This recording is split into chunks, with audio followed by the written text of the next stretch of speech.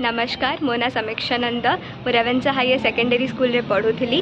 मुझे 12th exam देची and 12th रे मोर 93.16% अच्छी।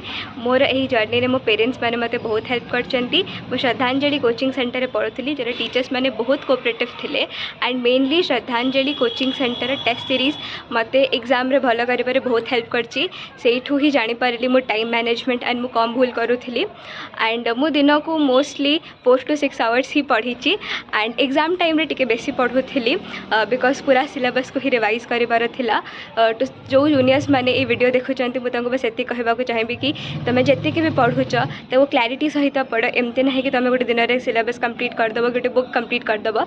जतिके पेजेस भी पढ़ुच ताको क्लैरिटी सहित पढ़ एंड ताको बारंबार रिवाइज कर बिकॉज रिवाइज कले तुमको से जिनसा बारंबार मन रही जो तुमको एग्जाम रे बहुत हेल्पफुल हम and most importantly answer writing practice कर जो तुमको एग्जाम रे हेल्प कर।